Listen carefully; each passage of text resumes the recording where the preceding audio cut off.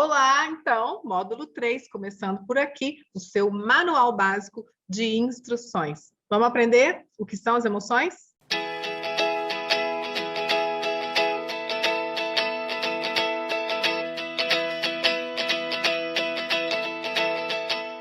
Então, hoje a gente vai começar a aprender um pouco mais sobre o que são, de fato, as emoções.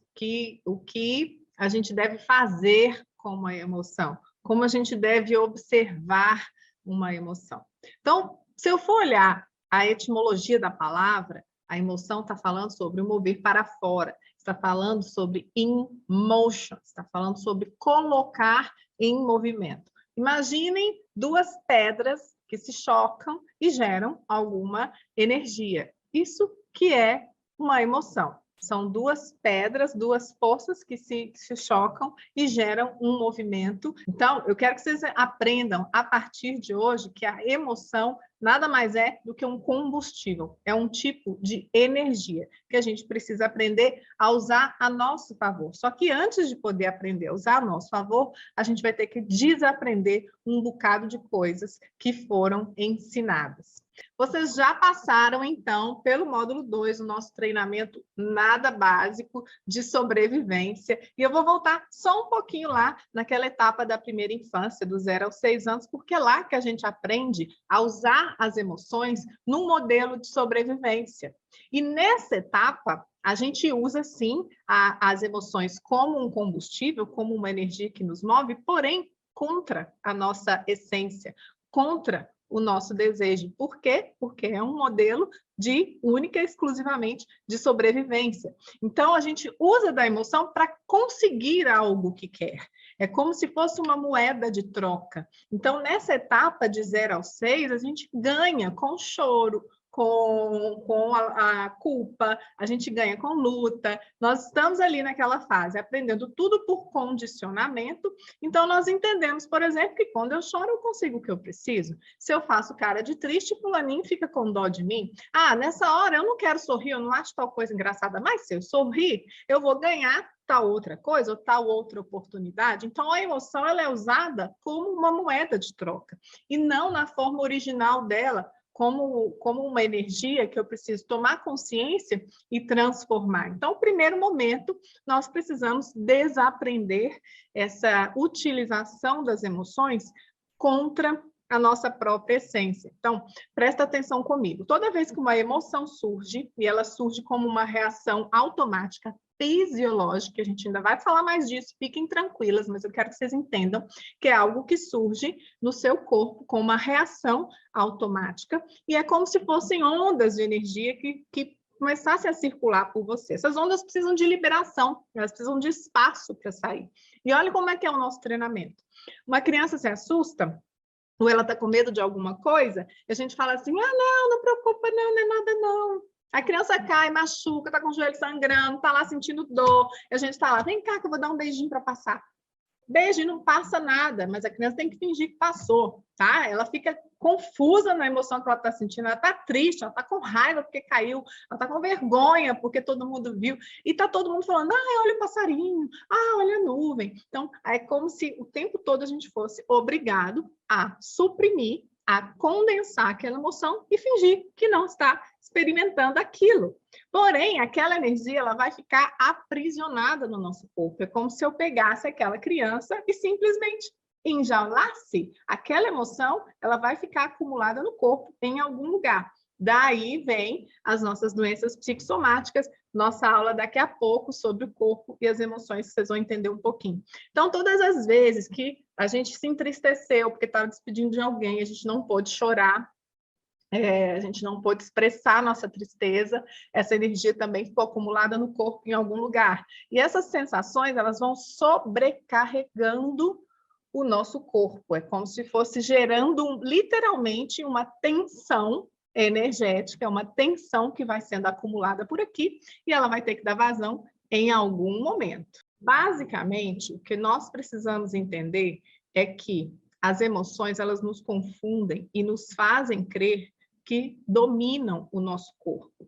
E aprender a desenvolver inteligência emocional é exatamente fazer o processo reverso e começar a utilizar da emoção. Nós utilizamos dela para alcançar a transformação que a gente precisa. Nós utilizamos da emoção para chegar em níveis mais elevados de consciência. Esse é o objetivo de qualquer pessoa que pretende desenvolver sabedoria, que pretende agir de modo inteligente emocionalmente, ao invés de ser sempre arrastado para o mesmo local, insalubre, sujo e imundo de sempre, e reagir de uma forma automática, talvez grosseira, impulsiva, inadequada para o seu propósito. Porém, também precisamos considerar que as emoções, elas geram uma química muito forte no nosso corpo, e essa química, ela produz também uma espécie de dependência, assim como funcionam dependências por drogas, né? Nós geramos sensações químicas no corpo, ficamos condicionados a esses químicos. Então, é importante também identificar quais são as atitudes, as ações que vão gerar o que eu chamo de química antídoto, aquilo que vai anular a parte fisiológica e química da sensação daquela emoção recorrente que eu tenho e que eu não quero ter mais. Então, nós vamos precisar de consciência e honestidade com relação ao que é que eu sinto, noção de que a emoção é uma resposta automática, porém de curto tempo. Então, a emoção genuína, ela dura no máximo 2 minutos do nosso corpo. Além disso, o que a gente faz é só recriar em pensamento aquela mesma emoção, e a gente também vai ver isso na aula sobre pensamentos e emoções. Então, uma vez que eu já tenho a informação de que a emoção é uma resposta, uma reação automática e condicionada a um tipo de estímulo, e que ela dura no máximo 2 minutos, eu sei que o resto é condicionamento, é hábito com relação a uma determinada resposta ou uma determinada crença. Então, eu começo a sentir uma raiva no período da manhã e já anoiteceu e eu continuo sentindo aquela mesma raiva, está na hora de admitir que tem alguma dependência aí. Se eu não presto atenção nisso, se eu não sou honesto bastante para reconhecer para mim mesma que eu estou criando e recriando algo que não é saudável e que eu não estou querendo que continue, não tem como avançar. Então, passo número 1, tomar consciência. Eu preciso me dar conta do que é que eu estou sentindo. Que emoção é essa? Raiva, medo, tristeza, alegria, ou as derivações, ansiedade, angústia, quando a gente não sabe que nome tem, tá? Eu preciso reconhecer. Segundo, eu preciso admitir, eu não posso continuar seguindo e me movendo pela vida fora, usando dessas emoções para conseguir algo que eu quero. Eu preciso ter consciência de que sou eu a responsável por transformar aquilo que eu estou sentindo. Só que tem uma pegadinha aí. As emoções abrem cicatrizes. Então, lembra que eu falei que lá, do 0 aos 6 anos, quando a gente está aprendendo tudo sobre a vida, a gente aprende sobre o que é Deus, o que é o trabalho, o que é o dinheiro, o que é o amor, o que é... Ou a gente acha que aprende, né? O que é o medo, o que é a raiva, do que devemos ter medo, do que não devemos ter medo. Aprendemos tudo nessa época. Tudo que está programado aqui dentro foi ali, naquele primeiro momento. E aquelas emoções que eu disse para vocês que não podiam naquela época, porque a gente não tinha autonomia, a gente dependia das pessoas ao nosso redor para sobreviver, então nem tudo do que nós queríamos podia realmente ser expresso. Muito daquelas emoções daquele momento ficaram armazenadas no corpo. E lembrem que em psicologia, para o inconsciente, não existe passado. Tudo aquilo que é pensado é revivido. Tudo aquilo que é recordado, recordar é viver. O cérebro não faz diferenciação entre o que lembramos e o que estamos experimentando em realidade, a não ser que nós tomemos consciência disso. Então, por que as emoções abrem feridas? Quando uma história pessoal, de alguma experiência me marcou e ficou estagnada aquela emoção, em um novo momento atual, que algo similar acontece e evoca aquela memória, a ferida se abre no momento atual. Mas eu não tenho, às vezes, nem condições de recordar qual foi a experiência original. Tudo bem, mas eu tenho como saber que emoção eu estou sentindo agora e o que eu devo fazer com ela, porque agora eu sou adulta e eu sei que eu não sou tão refém como eu era lá atrás. Por isso, tomar consciência das emoções e fazer a diferença entre o que é uma emoção e um sentimento é importante. Vou fazer uma pausa e vou mostrar isso aqui para vocês. Bom, aqui eu quero mostrar para vocês uma diferença básica entre o que é uma emoção e o que é um sentimento. Então, uma emoção é uma resposta física e imediata a um determinado estímulo. É uma reação. Não necessariamente ela envolve um pensamento lógico. É só um representante psíquico de uma carga de energia. Então, por exemplo, suponhamos que em algum momento da sua infância, você tenha passado por alguma experiência que te marcou. Vamos supor que você estava lá numa festa de aniversário de alguma amiguinha, e aí, de repente, entrou uma pessoa, uma pessoa embriagada, e fez alguma coisa na festa que não deveria ter feito, e foi bem na sua frente, e jogou uma mesa para cima, e você era pequeno e não sabia o que fazer, e ficou com muito medo, e não tinha como expressar aquele medo. Ok, é uma experiência que marcou, você não pôde falar sobre aquilo, e aquela carga de energia ficou armazenada em algum lugar. Pode acontecer com qualquer pessoa. E aí, você cresce, você já está aí, no alto dos seus 30 e lá vai anos de vida, já é uma mulher, né? E você vai para uma festa, um lugar parecido, e aí, de repente, entra uma pessoa na festa que se parece com aquele homem lá, que você nem lembra daquela festa, não lembra conscientemente, mas aquela energia ficou armazenada. E não existe passado. Em psicologia, o inconsciente é atemporal. E aí, imediatamente, você sente medo.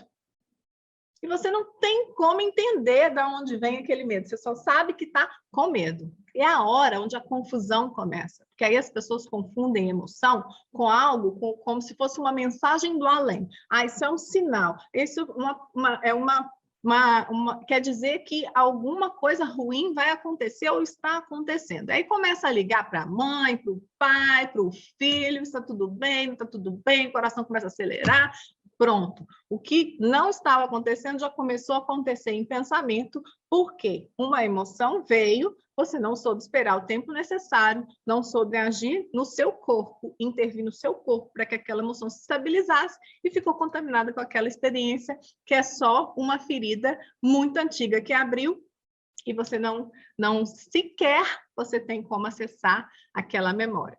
Bom, estou dando esse exemplo, mas a gente ainda vai avançar sobre como lidar com cada uma dessas emoções, medo, raiva, tristeza e o tão misterioso amor que todo mundo quer conhecer e tem tanta dificuldade de fazer isso. Bom, então a emoção é isso. Vai vir uma sensação física que vai estar de acordo com aquela emoção ou situação que esteja se apresentando. Pode ser uma temperatura que oscila, pode ser o batimento cardíaco que acelera, pode ser a respiração que fica ofegante. O que você precisa ter claro é que é uma resposta física imediata a algum estímulo. Quer você entenda ou não mentalmente, é isso que é uma emoção, é só isso. E você não vai ter como controlar, porque é um representante psíquico de uma carga de energia. O que a gente precisa aprender, e que foi uma grande libertação para mim, ao longo da minha trajetória, para eu aprender a reagir, aliás, para eu parar de reagir e eu aprender a agir com mais consciência, com mais construção, com mais raciocínio, foi exatamente permitir que o meu corpo se estabilize. Então, nós precisamos aprender a lidar com o corpo. Esse módulo inteiro chama Manual de Instruções, porque é exatamente para a gente aprender a cooperar e a comandar a nossa máquina, o nosso estojinho sagrado que nos conduz pela Terra para todas as nossas experiências e nossa evolução. Um sentimento envolve alto grau de cognição, percepção, avaliação. Então, é algo construído, não é algo tão impulsivo, é diferente de uma emoção. A emoção é corpo, é matéria, é trauma, é condicionamento, é sistema nervoso, é fisiologia, e nós podemos intervir nas emoções para que essa energia se transmute, para que ela desloque, para que ela não fique estagnada, me conduzindo às mesmas respostas que não interessam mais. Sentimento é construção, é outro departamento, a gente fala dele mais adiante. Então, geralmente, quem maneja uma emoção são crianças que com feridas abertas.